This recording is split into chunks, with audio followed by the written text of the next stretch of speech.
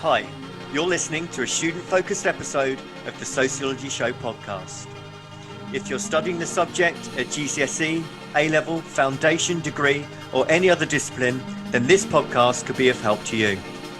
If you have a question for the show, then you can email the Sociology Show podcast at gmail.com, and one of the teachers, lecturers, examiners, or experts will answer your question for you. You can sponsor the show on the GoFundMe page and subscribe on all the usual podcast platforms.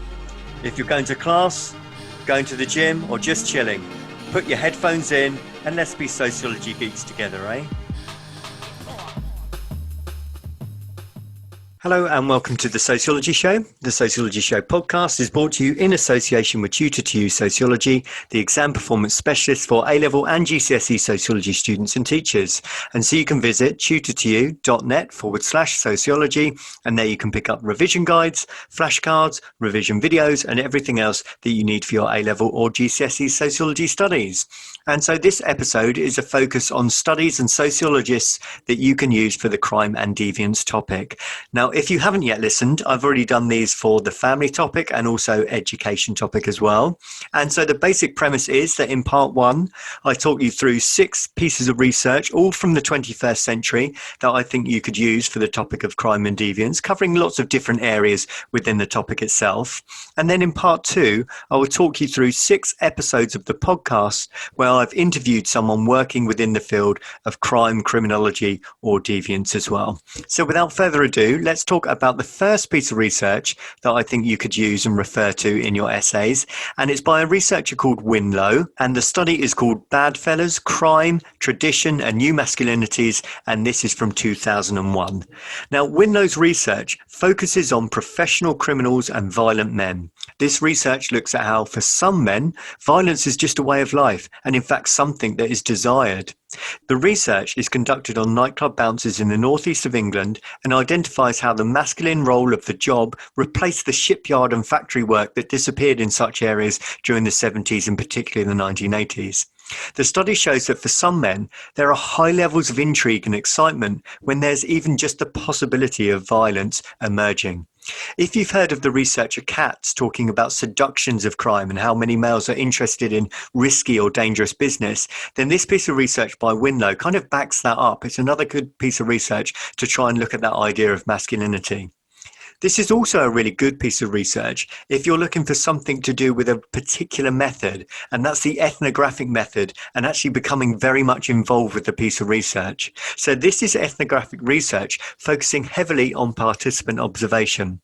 Now, being of quite a large build himself, Winlow applied for and became a nightclub bouncer in order to interact and build rapport with the other local nightclub bouncers. So he actually became a bouncer himself. So this is really good for anything to do with going native, really kind of actively becoming involved in the research that the researcher wants to look into.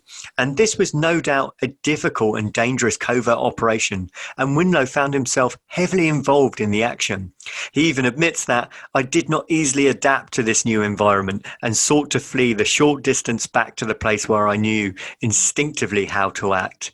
So the reason why I think this piece of research is really good is, firstly, it's good for its methodology. So if you're looking for something where the researcher becomes actively involved in covert participant observation, then this is fantastic. And also, I think it's really interesting to look at the ideas of masculinity, that often these kind of issues of violence often come out of very poor working class areas where jobs and work has been ripped away from the city itself, but also the fact that for many men, they're just attracted to violence. Something like football hooliganism, for example, or the thought of fighting just kind of appeals to them. It turns them on. It's a seduction of crime, as Katz said. So this research, let me give you the details again. It's by the theorist Winlow. The name of the study is Badfellas, Crime, Tradition and New Masculinities, and this is from 2001. And so the next piece of research is really, really useful. And the reason why I think it's useful is because it's become even more important in today's world is by Bowling and Phillips. It's called Disproportionate and Discriminatory, Reviewing the Evidence on Police Stop and Search. And it's from 2007. There's been a huge amount in the news over the last couple of years, particularly in relation to Black Lives Matter, about racism, ethnicity, institutional racism, and how people of ethnic minorities are treated by people in positions of power.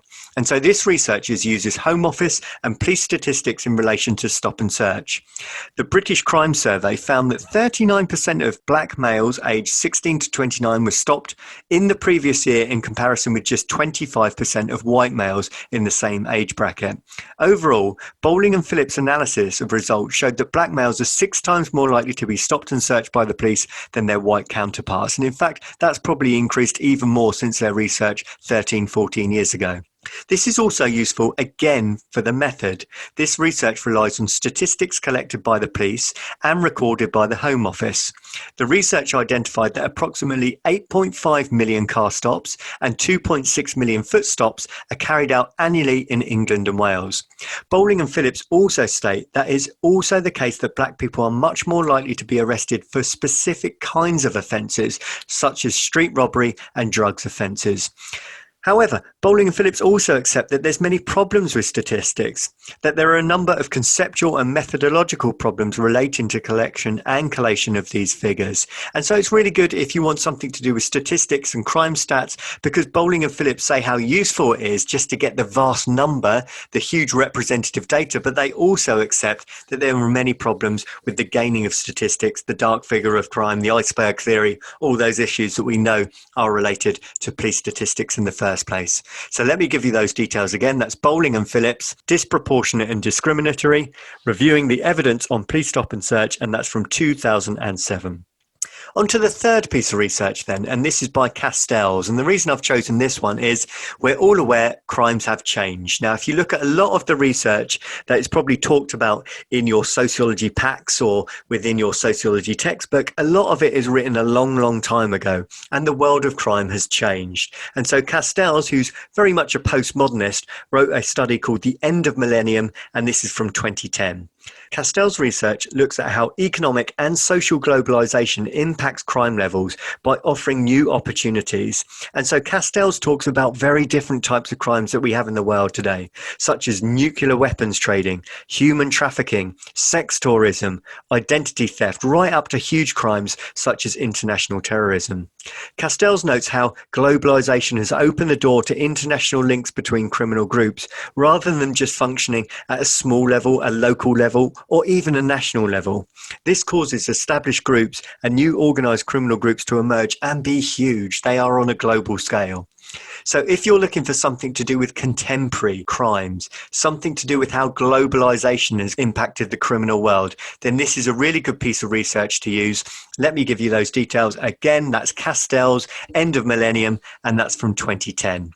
The fourth piece of research we're going to look at is to do with gender, but as you're probably aware, it's often an analysis of anything to do with criminality. That sociology is often very much male stream. In other words, it focuses on male crime and male criminality. And actually what we need to understand and appreciate is that since the year 2000, the number of female crimes is rising. And in some countries, it's rising quite rapidly.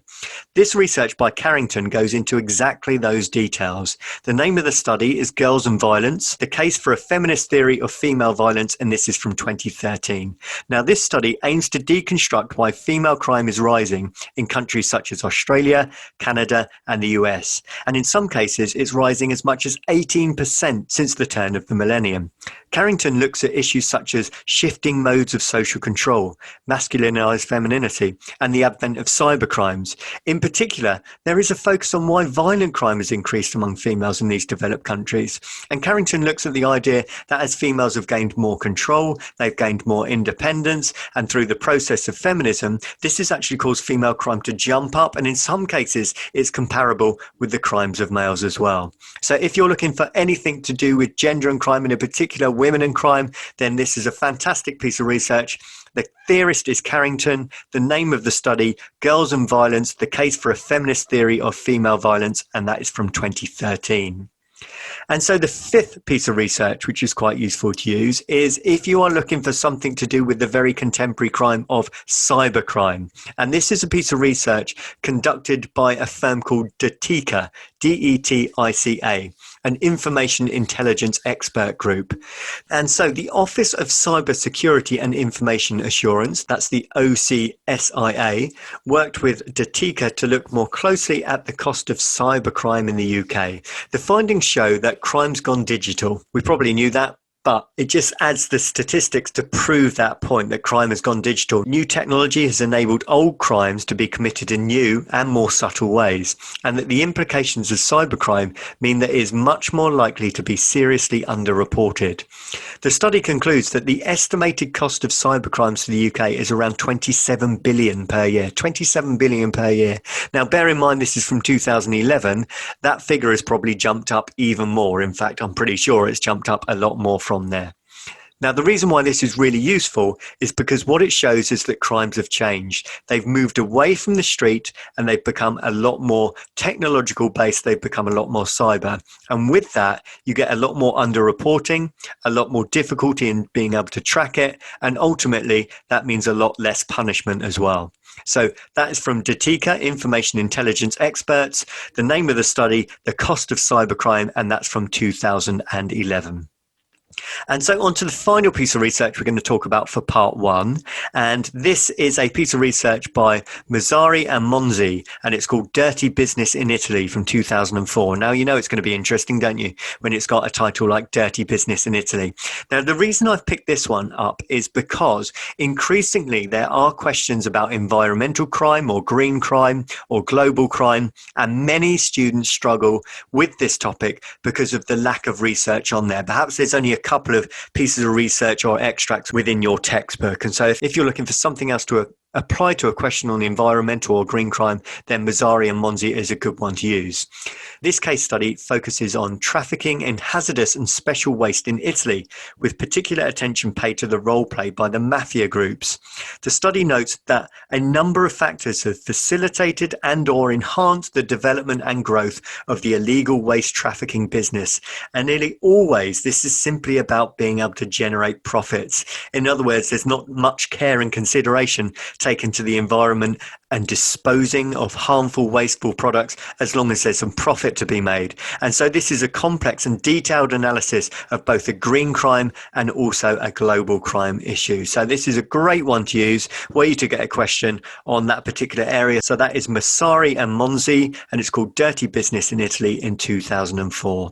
If you've been interested in these 6 pieces of research and you want some more pieces of research that perhaps not in your textbook or a little bit more fresh or contemporary, then please do head over to tutor2u.net/sociology. And there, if you search for 21st century sociology, you can order a contemporary studies workbook. And the contemporary studies workbook does cover crime and deviance, but also looks at education, it looks at family, it looks at religion, it looks at research methods, all variety of different pieces of research, all conducted within the last 20 years or so. So that's going to be the end of part 1. In part 2, I'm going to talk you through some podcast episodes that you could go back and listen to. The Sociology Show podcast relies on the kind contributions of sponsorship and donations. If you enjoy the show, then you can help with the hosting costs by donating as little as £5 on the GoFundMe page. Simply visit uk.gofundme.com and search for The Sociology Show. If you can donate, then you will be sent a Sociology Show pen as a small thank you for your continued support of the show.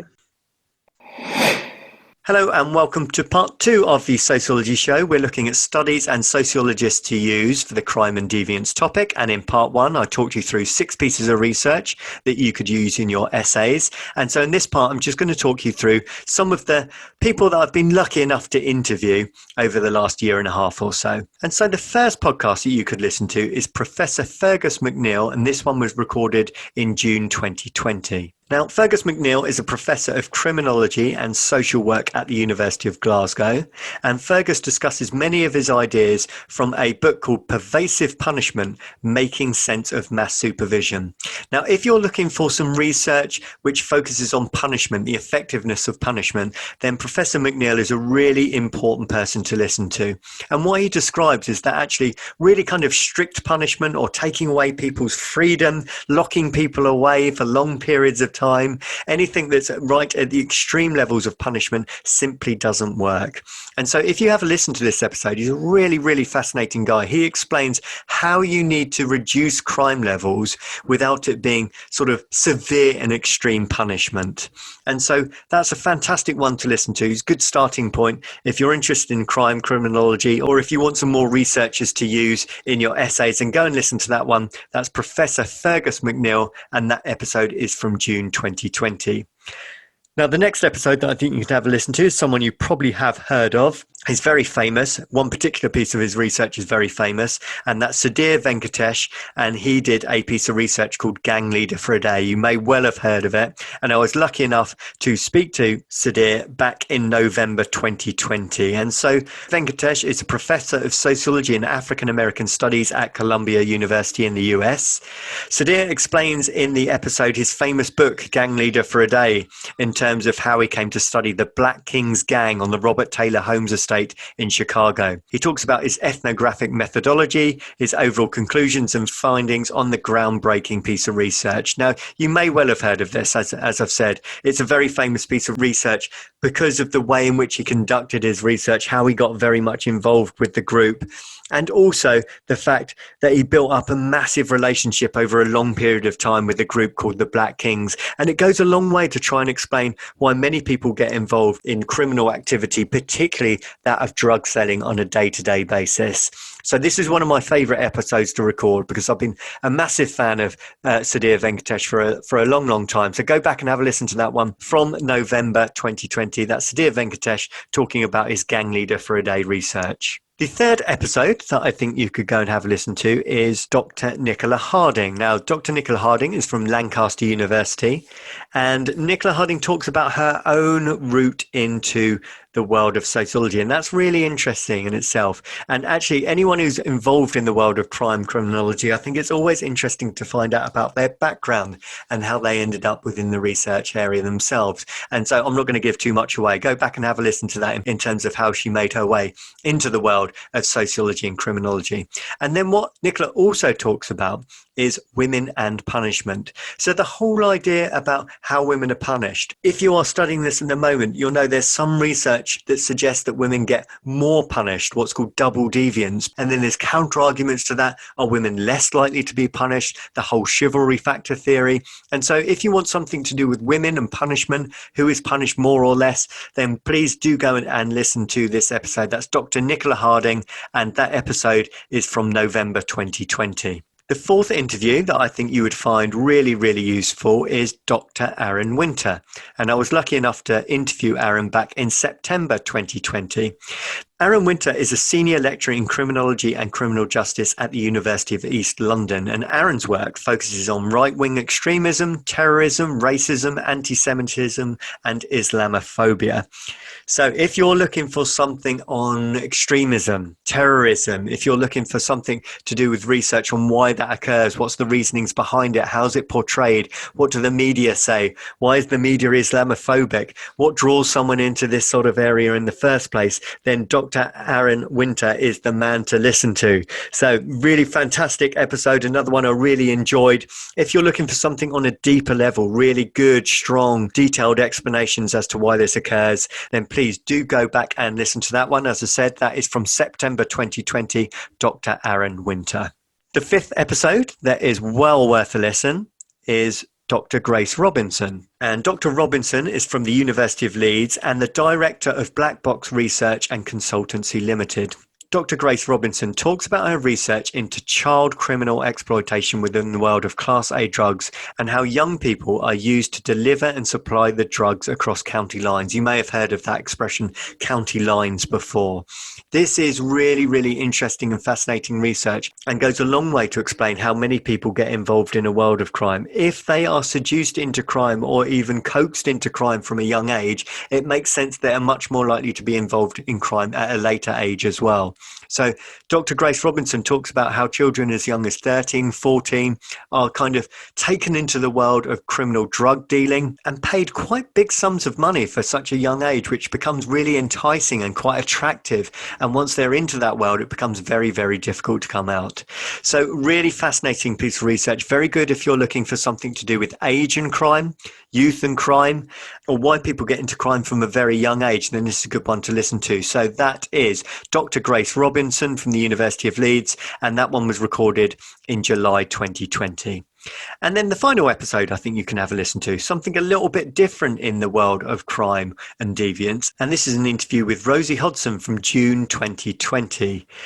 Rosie Hodson is from the University of Sunderland, and her PhD work is on pornography. Now, what's that got to do with crime, I may hear you ask? Well, Rosie's research takes an interest in sex work, BDSM, and other aspects of gender, sexuality, and in particular, the laws surrounding pornography content. And Rosie's research is very good for understanding anything to do with laws, legalization, what's on the right side of the law or not. And of course, it's in relation to pornography, and lots of people will be very interested to listen to this episode. It's got lots of downloads. I wonder why. Whenever something to do with sex comes up, then there seems to be a lot of downloads. People are interested in it. But if you're looking for something to do with legislation, laws, what is legal, what's illegal, how laws can change, how they're socially constructed, how they change from place to place and over time, then this is a fantastic one to listen to. So if you are interested in listening to Rosie's work on sex work, BDSM, other aspects of gender, sexuality, and anything to do with the laws surrounding pornography, then go back and listen to that one. As I said, that's Rosie Hodson,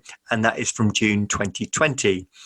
So I hope you found something of use to you there. Maybe I've given you a new name or piece of research that you haven't yet heard or is not in your textbooks. And if you do download and listen to the Sociology Show on Apple Podcasts, please could you give it a 5-star review and also a nice comment as well, because it helps me move up the charts. I think I'm the 4th most popular sociology podcast at the moment, and I'd love to get to number 3, then 2, then ultimately to the top place. But seriously, if you can spare just a few minutes to give it a 5-star review, that would be absolutely fantastic. In the meantime, thank you very much for listening and best wishes. The Sociology Show podcast relies on the kind contributions of sponsorship and donations.